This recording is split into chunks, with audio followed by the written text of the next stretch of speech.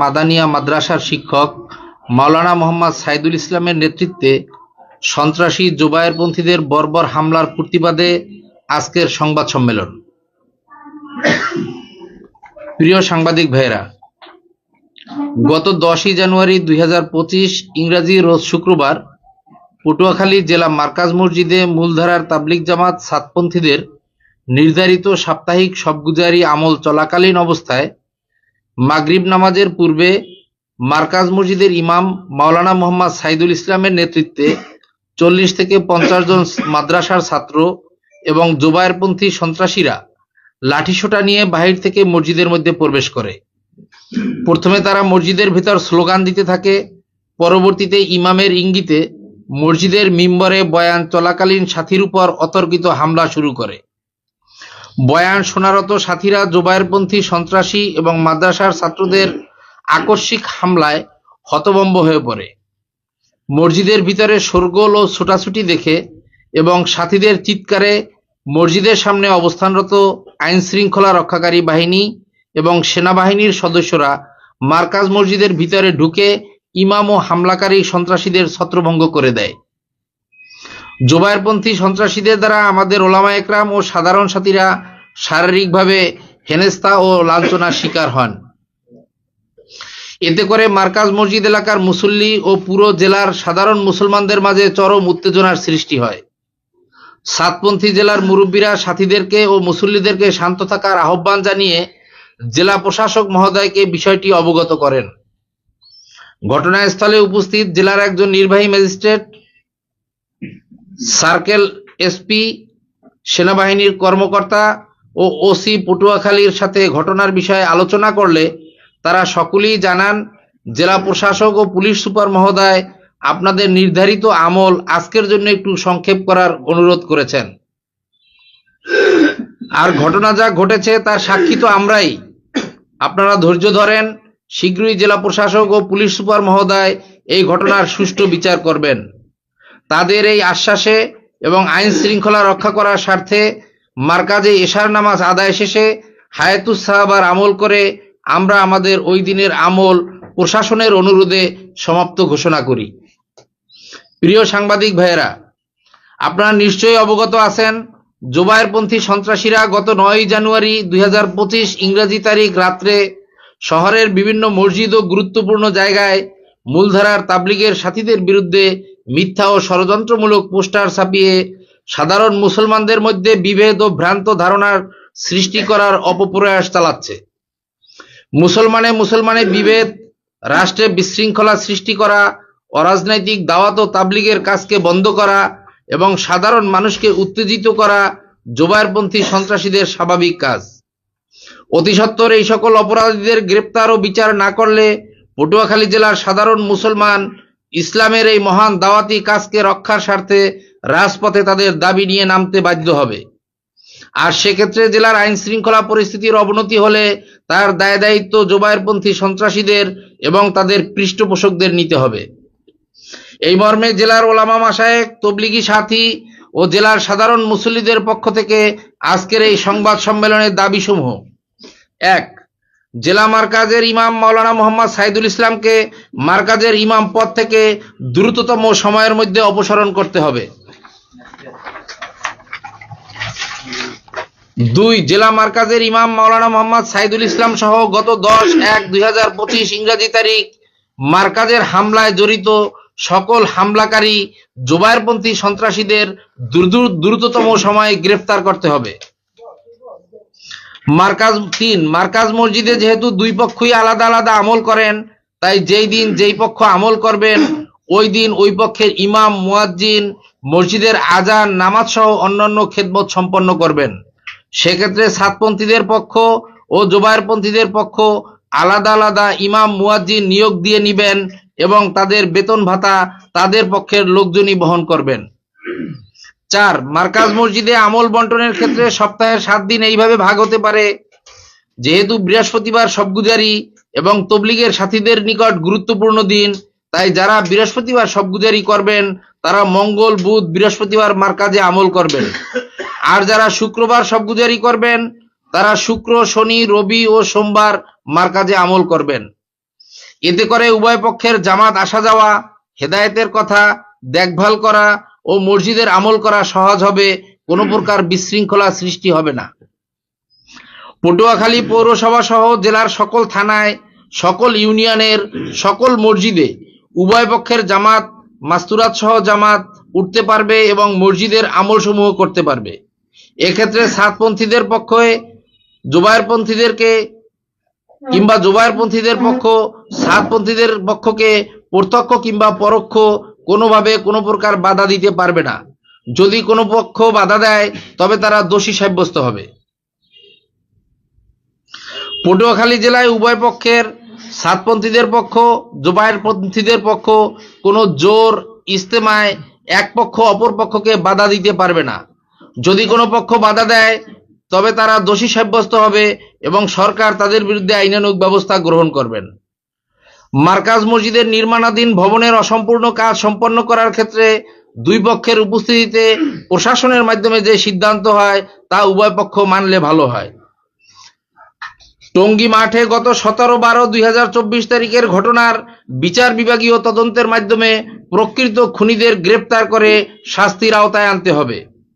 টঙ্গী ইজতেমার মাঠ ও কাকরাইল মসজিদ আমলের জন্য উভয় পক্ষকে সাতপন্থী ও জোবায়েরপন্থীদের সমানভাবে ব্যবহার করতে দিতে হবে। টঙ্গী মাঠে গত 17/12/2024 ইংরেজি তারিখের ঘটনায় যে মিথ্যা হত্যা মামলা হয়েছে তা অবিলম্বে প্রত্যাহার করতে হবে। টঙ্গী মাঠে গত 17/12/2024 ইংরেজি তারিখের ঘটনাকে কেন্দ্র করে যে মিথ্যা পোস্টার পটুয়াখালী শহরে লাগিয়েছে তাতে জড়িত সকল জোবায়েরপন্থী সন্ত্রাসীদেরকে পৌরসভার সিসিটিভি ফুটেজ থেকে শনাক্ত করে দ্রুততম সময়ের মধ্যে আইনের আওতায় আনতে হবে। নিবেদক ওলামা মাশায়েখ, তবলিগি সাথী ও সাধারণ মুসল্লিদের পক্ষে মোহাম্মদ আব্দুল হাই, সুরা ফয়সাল, তাবলিগ জামাত বাংলাদেশ, পটুয়াখালী। প্রিয় সাংবাদিকবৃন্দ, আপনারা নিশ্চয়ই অবগত আছেন গত 17 তারিখে টঙ্গীর মাঠে অনাকাঙ্ক্ষিত ঘটনা ঘটার পরে গণপ্রজাতন্ত্রী বাংলাদেশ সরকার থেকে সারা দেশের জেলা এবং উপজেলায় যে সকল মার্কাজ মসজিদ আছে ওখানে উভয় পক্ষের আমলের জন্য সরকার একটি পরিপত্র জারি করেছেন, যেটা স্বরাষ্ট্র মন্ত্রণালয়ের জননিরাপত্তা বিভাগ রাজনৈতিক 6 শাখার উপসচিব ডক্টর মোহাম্মদ আব্দুল সালাম স্বাক্ষরিত। আমরা ওই পরিপত্র থেকে আপনাদেরকে শোনাচ্ছি যে ওখানে স্পষ্ট উল্লেখ আছে জেলা ও উপজেলা পর্যায়ে মাওলানা মোহাম্মদ জুবায়ের এবং মাওলানা সাদের অনুসারীগণ এখন থেকে যার যার তাবলিগি মার্কাজে অবস্থান করে শান্তিপূর্ণ সহাবস্থান বজায় রেখে নিজ নিজ তাবলিগি কার্যক্রম পরিচালনা অব্যাহত রাখবেন। এক পক্ষ অন্য পক্ষের মার্কাজে কোনো ধরনের বাধা প্রদান বা বিশৃঙ্খলা সৃষ্টি করা হতে বিরত থাকার জন্য অনুরোধ করা হলো। আপনারা আরো অবগত আছেন গত 29শে ডিসেম্বর একই মন্ত্রণালয়ের একই শাখা থেকে জনাব ডক্টর আব্দুল সালাম সাহেবের স্বাক্ষরিত আরেকটি চিঠিতে ওনারা স্পষ্ট উল্লেখ করেছেন মাওলানা মোহাম্মদ জুবায়ের ও মাওলানা সাদের অনুসারীগণ পূর্ব হতে জেলা ও উপজেলায় যে সকল মসজিদে নিজ নিজ তবলিগ জামাতের কার্যক্রম পরিচালনা করে আসছে শান্তি শৃঙ্খলা রক্ষার্থে বিবদমান পক্ষদ্বয় সংশ্লিষ্ট মসজিদে তাদের কার্যক্রম অব্যাহত রাখার জন্য নির্দেশক্রমে অনুরোধ করা হলো। সরকারের এই ধরনের দুইটি গুরুত্বপূর্ণ পরিপত্র জারির পরেও গত শুক্রবারে আপনারা নিশ্চয়ই অবগত আছেন যে আমাদের উপরে যে অতর্কিত হামলা করেছে, এতে জোবায়েরপন্থী সন্ত্রাসীরা আমাদের উপরে যে ন্যাক্কারজনক হামলা করেছে, রাষ্ট্রের আইন এবং রাষ্ট্রের যে নীতি বলে এটাকে বৃদ্ধাঙ্গুলি প্রকাশ করেছে, এটা বলে আমরা বিশ্বাস করি। তাই আপনাদের মাধ্যমে আমরা গণপ্রজাতন্ত্রী বাংলাদেশ সরকারের সকল মহলকে অবগত করতে চাই, এদেশের শান্তিপ্রিয় মানুষকে অবগত করতে চাই, এদেশের সাধারণ মুসলমানদেরকে অবগত করতে চাই যে এদেশে আসলে কারা সন্ত্রাসী কার্যকলাপ করে, কারা আইন শৃঙ্খলা পরিস্থিতির অবনতি ঘটায়, তাদের বিরুদ্ধে যাতে সরকার প্রয়োজনীয় পদক্ষেপ গ্রহণ করে তার আশু কামনা আমরা করছি। এখানে আপনারা আরো দেখতে পাচ্ছেন যে আপনাদের হাতে যে কপিটা দেওয়া হয়েছে আজকের প্রেস ব্রিফিং এর বলে, সেখানে আমাদের উভয় পক্ষের একটা ডিড 300 টাকার স্ট্যাম্পে উল্লেখ করা আছে, যেটা গত 2018 সালে স্বাক্ষরিত হয়েছে এবং সেখানে আমাদের মূলধারার হযরত মাওলানা সাদ সাহেবের অনুসারী এবং আমাদের অপরপক্ষ জোবায়েরপন্থী যারা, তাদের উভয় পক্ষের মুরব্বীদের নাম এবং উভয় পক্ষের প্রতিনিধি স্বাক্ষরিত এই স্ট্যাম্পের ভিতরে উল্লেখ করা আছে যে শুক্রবার দিন আমাদের আমল এবং বৃহস্পতিবার দিন তাদের আমল, সোমবার দিন আমাদের আমল, মঙ্গলবার দিন তাদের আমল। এত কিছু থাকা সত্ত্বেও তারা কিভাবে ন্যাক্কারজনকভাবে আমাদের উপরে এই বর্বরোচিত হামলা করেছে, আমরা এই ঘটনার তীব্র নিন্দা জানাচ্ছি। ধন্যবাদ সকলকে। সম্মানিত সাংবাদিকবৃন্দ, ইতিমধ্যে লিখিত বক্তব্যতে পুরো বিষয়টি উঠে এসেছে। যদি এর বাইরে কোনো বিষয় থাকে তবে সেই বিষয়ে প্রশ্ন করতে পারেন। আমি একটু কথা বলতে চাই যে আসলে গত যে হামলা আপনাদের উপর ছাত্রদের উপর জোগাড়বন্দির যে হামলা হয়েছিল, সেখানে কিন্তু গতকালকে একটা সংবাদ সম্মেলন হয়েছে।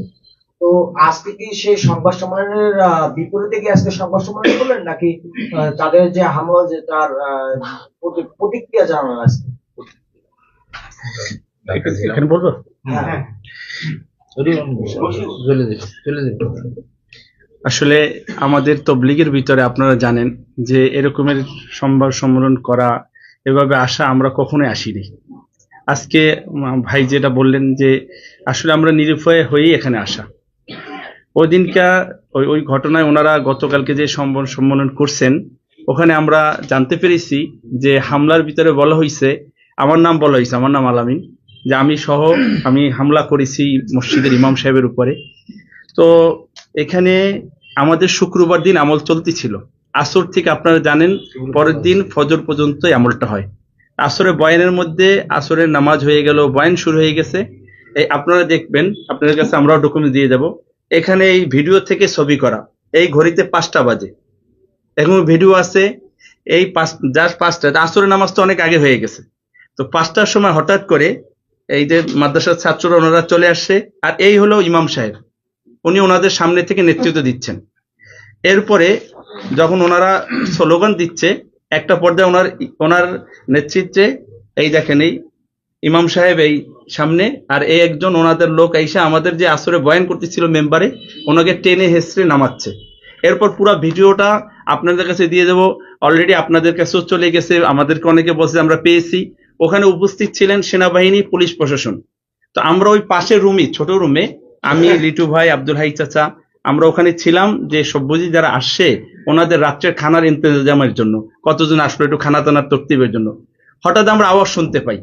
তো আওয়াজ শোনার পরে আমরা জানতে পারি যে আমাদের যে মার্কাজ মসজিদ, ওইটা পাশেই রুমে আমরা, এখানে আমলরত অবস্থায় এদের উপরে হামলা হচ্ছে। তো ওখান থেকে বের হয়ে আমরা, সামনে সেনাবাহিনী ছিল, পুলিশ বাহিনী ছিল, আমরা ওনাদের কাছে গিয়েছি। গিয়ে ওনাদেরকে জানানোর সাথে সাথে ওনারা ঢুকছেন। তো ওনারা ঢুকে এনাদেরকে ছত্রভঙ্গ করে দেন। তো ওখানে আপনারা ভিডিওতে দেখবেন, আমরা ভিডিও নিয়ে আসছি, এখনই দেখাচ্ছি।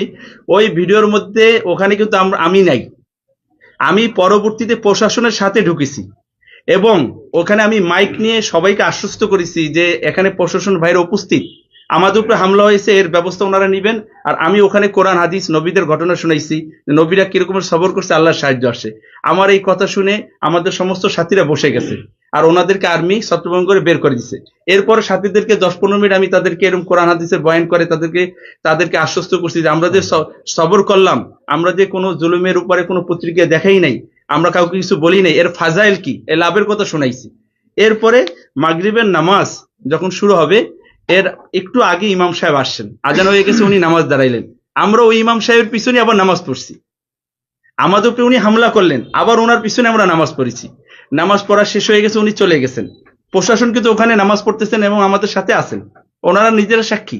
আচ্ছা, বয়ান শুরু হওয়ার পরে আমাদের মুরব্বীদেরকে বললেন যে আপনারা একটু আসেন, আপনাদের সাথে কথা বলবো। ওখানে এসপি সার্কেল মহোদয় ছিলেন, আমাদের পটুয়াখালী সদর ওসি উনি ছিলেন, ওসি তদন্ত সাহেব উনি ছিলেন, আর্মির লোকেরা ওখানে ছিলেন, পুলিশ ভাইয়েরা ওখানে ছিলেন। সবাই আমাদেরকে বললেন যে আমাদের ডিসি সাহেব আর এসপি সাহেব ওনাদের কথা বললেন। আমাদের ডিসি সাহেবের সাথেও কথা হয়েছে, ওনারা আমাদেরকে বললেন দেখেন আপনাদের উপরে যে হামলা হয়েছে, আমরা নিজেরা এখানে সাক্ষী, আমাদের সামনেই হয়েছে, অতএব এর ব্যবস্থা আমরা নিব। আপনারা সবর করছেন, ধৈর্য ধারণ করছেন, আপনারা কোনো প্রতিক্রিয়া করেন নাই, তাদের উপরে কোনো অ্যাকশনে যান নাই, আমরা দেখেছি। এটার বদলা আমরা নিব বা আমরা আশ্বস্ত করতেছি এটার ব্যবস্থা করব, আপনারা সবর করেন। আর ওনারা আমাদেরকে আপত্তি করলেন, যে একটু আমাদেরকে রিকোয়েস্ট করলেন যে আপনারা এখন আপাতত আপনাদের আমল তো সকাল পর্যন্ত, তো আপনারা এখানে আমলটা বন্ধ করে দেন আজকের জন্য, যেহেতু ওনারা হামলাকারী এভাবে হামলা করেছে, তা আমরা আশঙ্কা রাখি যে এরকম আবার করতে পারে, এই জন্য আজকের জন্য আপনারা বন্ধ রাখেন। তখন আমরা আমাদের জিম্মাদার সাথীদেরকে নিয়ে তাদেরকে আশ্বস্ত করলাম যে আমাদের প্রশাসন ভাইয়েরা এটা ব্যবস্থা নিচ্ছে। ওনারা বলছে ওনাদের দাবি রেখে আমরা প্রশাসনের সব সময়, আপনারা জানেন যে তবলিগ একটা ধর্ম, কোনো রাজনীতি করেন না এবং নিরপেক্ষ, কোনো রাজনীতি করে না। সমস্ত রাজনীতি দলেরাই আমাদের সাথে যায়, আমাদের সাথে সময় লাগায়। সব দল আমাদের, সমস্ত মুসলমান আমাদের, আমরা সবাই, আমরা কোনো রাজনীতি করি না। তো ওইখানে যখন ওনারা আমাদেরকে বলা হইলো, তা আমরা ওটা যখন মেনে নিলাম, তো মেনে নিয়ে সবাইকে পাঠাই দিলাম। কিন্তু আমরা ঢাকা চলে গেছি, আমাদের মশওয়ারা ছিল। তো মশওয়ারায় যখন যাই, আমরা আমাদের ওসি সাহেব মহোদয়, ওনাকে আমরা আমাদের কমপ্লেনটা দিয়ে গেছি, উনি আমাদের কমপ্লেন রাখছেন। তখন উনি আমাদেরকে আশ্বস্ত করেন যে আসলে ভাই আমরা তো উপস্থিত ছিলাম, আমরা দেখছি, আমরা এর ব্যবস্থা নিব। এবং আমাদের ডিসি মহোদয় সাহেব এবং এসপি মহোদয় সাহেবের সাথে কথা হয়েছে, আমরা আপনাদেরকে এটা নিয়ে বসবো। তো আমরা চলে গেলাম ঢাকা যাওয়ার পর আমরা শুনতে পারি যে আমাদের এলাকার লোকজনরা বলতেছে যে এরকমের সংবাদ সম্মেলন করে আমাদের ইমাম সাহেবরা কয়েকজন, ওনারা আমাদের নামে বলছে আমরা নাকি হামলা করেছি। আসলে দেখেন, এখানে আমাদের উপরে হামলা করা হয়েছে, উল্টা আমরা হামলার শিকার হয়েছি, আমরা সবর করেছি, উল্টা আমাদের নামে এটা বললেন। একটা জিনিস বললেন, দ্বিতীয় আরেকটা আমাদের নামে কমপ্লেন দিলেন মিথ্যা, সেটা হলো যে আমাদের প্রশাসন নাকি আমাদেরকে বের করে দিছে। আসলে প্রশাসন এখন উপস্থিত এবং প্রশাসন এখনো আছেন, ওনাদেরকেও আপনারা জিজ্ঞাসা করেন। ওনারা আমাদেরকে আরো বলছেন যে দেখেন ওনাদের হামলার কারণে আপনারা চলে যান। আমরা তখন চলে আসি আমাদের প্রশাসনকে সম্মান রেখে।